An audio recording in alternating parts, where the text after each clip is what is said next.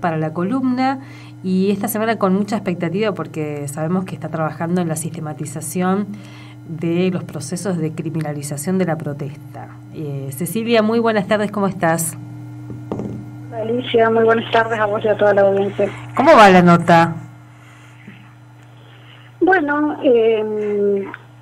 veo que hay como algunos faltantes en cuanto a nuestra capacidad de registro, pero más allá de poder contar situaciones, contabilizar, digamos, sí es interesante que van emergiendo como algunos patrones, ¿no?, de el accionar del gobierno y de otros sectores en relación a la cuestión del tratamiento de la protesta social, ¿no?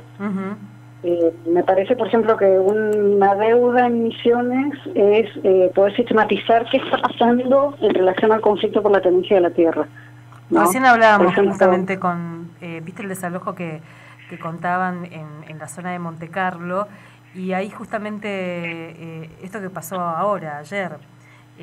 Claro, veía que ayer hubo ese desalojo, pero en este último tiempo hubo varias noticias de siempre, ¿no?, familias de pequeños productores, familias de productores de una escala de agricultura familiar, digamos, de pocos recursos que son brutalmente desalojados.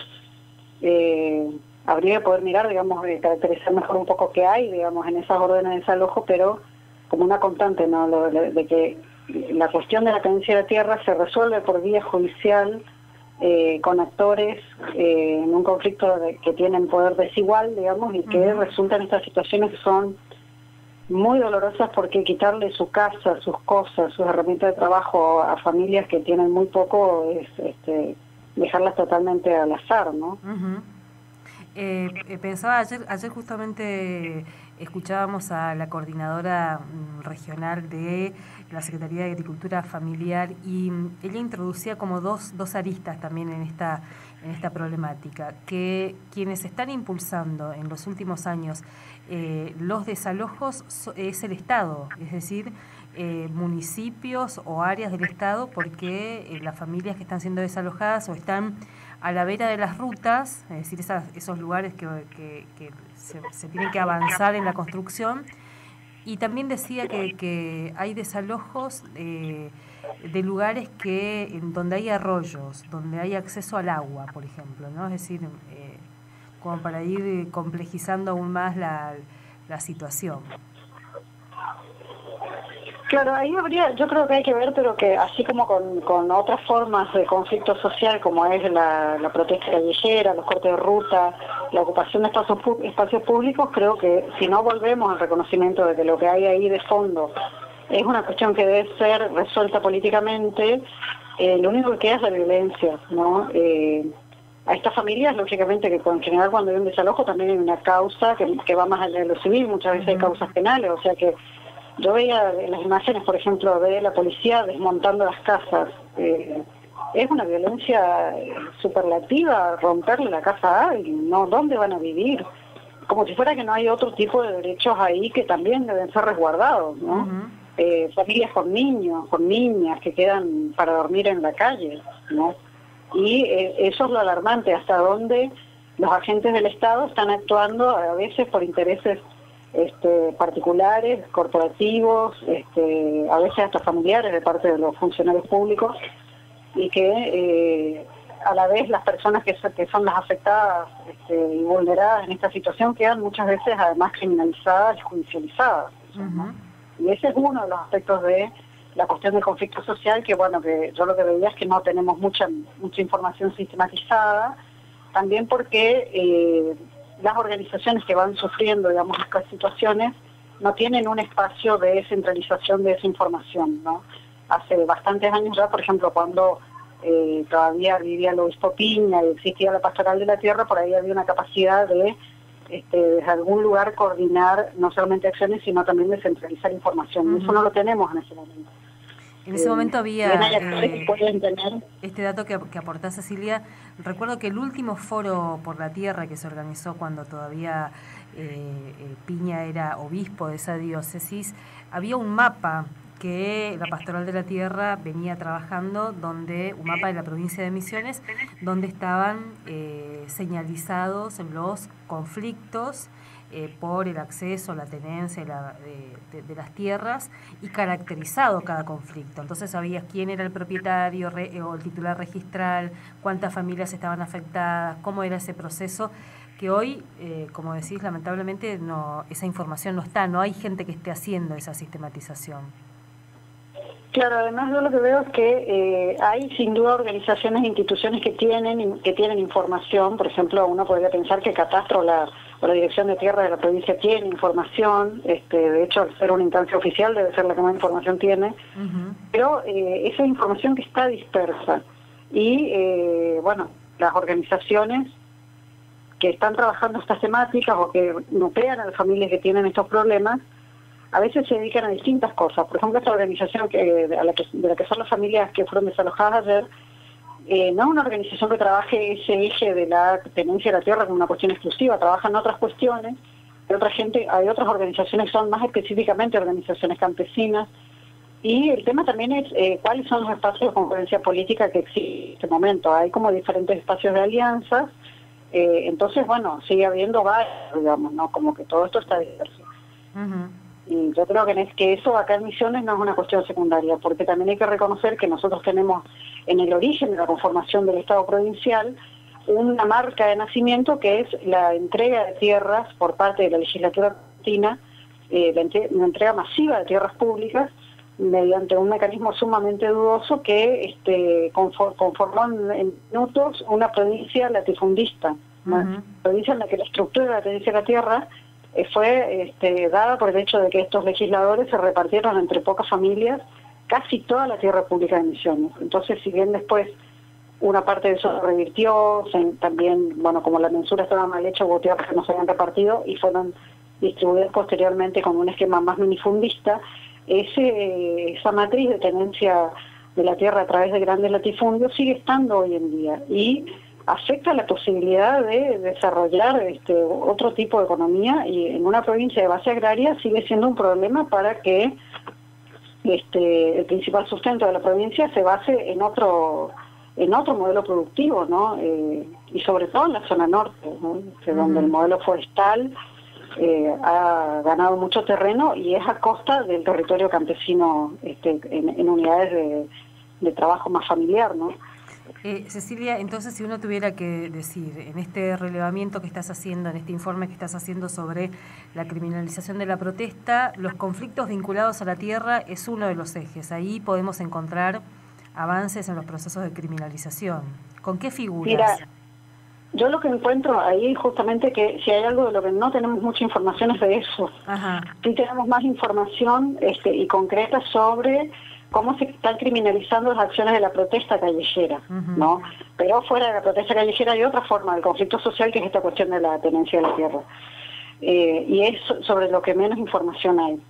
Y es información que no estamos pudiendo chequear. Después, con respecto sí a la protesta social, que puede ser de estas mismas organizaciones sociales, de otros actores como los trabajadores de la educación, las familias tareferas, que de alguna manera también son un derivado del problema de la tenencia de la tierra, de eso es como que hay más, y me parece que sí ya se pueden ir configurando algunos perfiles de cómo viene accionando el Estado y otros actores, porque si hay una cosa que ha venido pasando es que la criminalización de la protesta, si bien es una política de Estado, sin duda ya no tiene como actores solamente a las autoridades públicas, sino que cada vez más están empezando a intervenir otros actores, como los gremios de la producción y otros sectores políticos que no están en este momento en el gobierno, que están empujando todo el tiempo la criminalización de la protesta y además están corriendo el terreno de la discusión. O sea, la protesta ya no está enmarcada en el ejercicio de los derechos, sino como que es una forma de acción delictiva. ¿No? Y ahí hay varios actores y se nota también cuáles son los consensos de fondo más allá de los papeles que le toquen a los partidos políticos que están en el gobierno, están en la oposición, que hay consensos y que hay como una especie de nueva alianza conservadora que atenta contra el derecho a protestar. Además, esto que vos decís es tratado como un delito y de hecho en los últimos años es muy impresionante ver cómo los distintos actores políticos se fueron corriendo como interlocutores de quienes reclaman Y el único que aparece para entre comillas, ¿no? Muy entre comillas, dialogar con los manifestantes es la policía. Ya no hay funcionarios políticos que son quienes deberían canalizar las demandas, sino que es la policía. El jefe del operativo que después va a ir a reprimir, si es que hay que reprimir, es el que va, entre comillas, a hablar con los manifestantes. Sí, eso es algo que las autoridades fueron como haciendo un plan de trabajo para terminar instaurando eso. Eso es algo que está como muy bien expresado en ese protocolo antipiquete de Patricia Bullrich, que no entró en vigencia, pero que muestra toda una manera de mirar eso, ¿no? De pensar como la protesta en realidad es una forma de delito, se resuelve en el plano de la represión o en el plano de lo penal, ¿no? Y bueno, y después también lógicamente la intervención de los jueces, donde además también se está corriendo la legalidad, porque la protesta social en Argentina no es delito, es un derecho que debe ser especialmente protegido, pero también por la misma compulsa política se fueron introduciendo cada vez más códigos, artículos en el Código Penal que van criminalizando diferentes acciones que se pueden cometer durante una protesta, y hoy en día tenemos esta situación en la cual, por un lado, está supuestamente garantizado ese derecho, se la puede entender también como parte del derecho a la libertad de expresión, que es muy amplio y que tiene amplísimas protecciones, no solamente en nuestro ordenamiento legal, sino en todos los ordenamientos supranacionales. Pero después, en los hechos, los jueces parten de que se está cometiendo un delito, ¿no? Entonces hay intervenciones de la policía, de la justicia provincial, del Ministerio de Gobierno, y también hay intervenciones muy vergonzosas, sobre todo el Juzgado Federal del Dorado, que se ha atribuido una especie de papel legislador al pedirle al jefe de policía de la provincia que monte operativos de prevención para que no se puedan cortar las rutas, ¿no? Entonces queda totalmente cerrada la vía del diálogo y de la resolución de conflictos por la vía política. Y además este desplazamiento también hasta de la Fuerza de Seguridad Federal, digamos, ¿no? Porque la gendarmería que intervenía en los cortes de ruta, en los cortes que hemos cubierto, que hemos acompañado y que hemos visto, era hasta minucioso cuál era el kilómetro que decía la orden judicial, como para que los manifestantes dijeron, no, pero te dice que tenés que desalojar el kilómetro, no sé, 1200, nosotros estamos en el kilómetro 1202, así que esa orden no tiene vigencia acá. Hoy con la forma en que están, como decís, legislando, es una orden genérica, ni siquiera hay margen de discutir nada, digamos, ¿no? Sí, eso también es una decisión política que toma el gobierno, más allá de, a ver, de por sí el juez comete una ilegalidad, porque un juez no es un legislador, no puede legislar lo que la gente va a hacer y lo que no va a hacer, en todo caso tiene que intervenir si alguien comete un delito, pero no puede en ese instrumento ordenar operativos posteriores para que se eviten ciertos tipos de acción, no se puede hacer, eso es algo que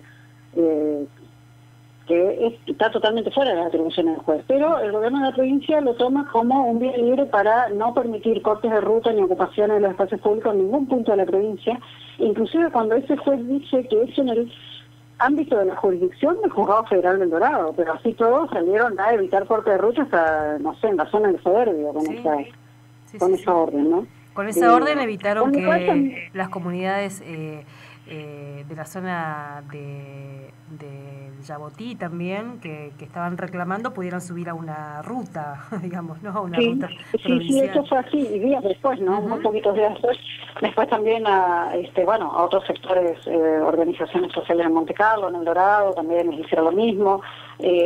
Trataron de hacerlo con el Frente de Trabajadores de la Educación, que finalmente pudieron romper los cordones. Y en eso también se nota que hay mucha más decisión de reprimir, por ejemplo, a tareferos o trabajadores desocupados que a trabajadores docentes. Pero que el gobierno no se baja, digamos, de esa idea de tener una provincia con la paz de los cementerios y que no exista la posibilidad de hacer este tipo de acciones, ¿no? Y por eso también corre la legalidad, porque el juez comete una ilegalidad, pero lo toman como si fuera legal. Claramente en las rutas nacionales no puede intervenir la policía de la provincia, la mandan igual, o sea, como que ya es como que están todos los parámetros salido de su lugar. Y del otro lado hay pocas voces resistiendo, hay que decirlo, ¿no? Porque hace unos años este tipo de ilegalidades, como decís, había una respuesta, había una reacción. Hoy también es como que se fue naturalizando muchas de estas intervenciones. Y sí, lo que yo veo también es que en ese sentido el aporte de los medios de comunicación y su amplificación en las redes sociales ha resultado sumamente dañino, porque hay una referencia a los sectores que protestan partiendo de que hay gente que no trabaja, por ejemplo, que son parásitos de la sociedad, parásitos de los que sí trabajan. Entonces, bueno, como que también se habilita cualquier tipo de acción contra ellos. Y eso ha resultado, por ejemplo, una tremenda cantidad de atropellos en la ruta, pero también una desidentificación de parte de los mismos sectores que protestan con otros sectores. Y eso, por ejemplo, para mí es muy notable cuando, sobre todo los sectores de la educación salen a protestar, que ellos salen a explicarle a los automovilistas que ellos no son piqueteros. Los automovilistas le tiran los autos encima igual, porque para ellos el que está cortando la ruta es un piquetero. Pero muchas veces estos mismos sectores también asienten la represión contra otros sectores, por ejemplo, si se trata de familias de trabajadoras y trabajadores desocupados. Entonces, lo que han generado es una polarización tremenda en la sociedad y una fragmentación muy grande, ¿no? Que ha generado consenso en contra de la protesta y también, bueno, una armonización muy grande de esas formas de manifestarse, ¿no?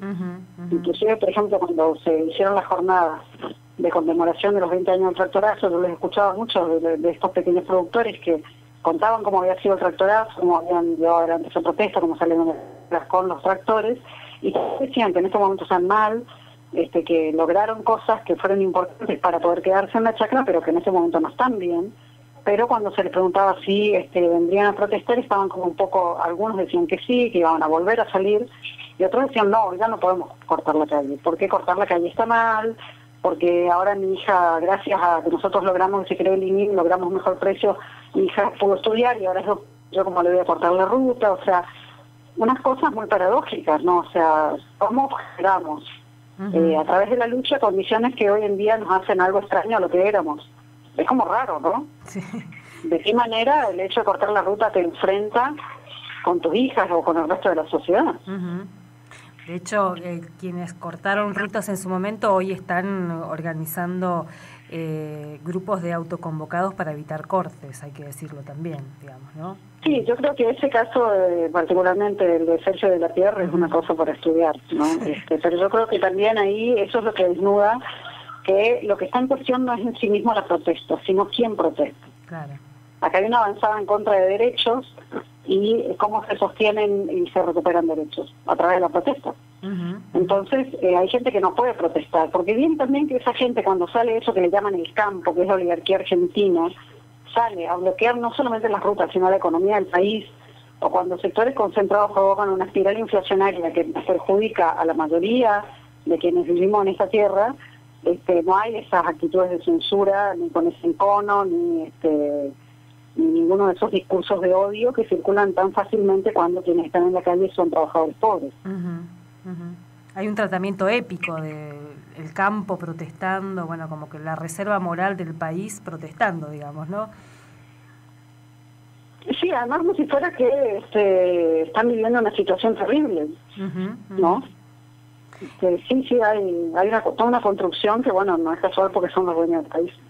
Cecilia, pensaba que también en este proceso de criminalización de la protesta o de criminalización a quienes protestan, hay un universo de figuras y de delitos que van apareciendo que a primera vista tal vez uno no lo relaciona directamente con la protesta, pero que condiciona, afecta, complica la vida de muchas de estas familias y de los referentes también de las organizaciones sociales.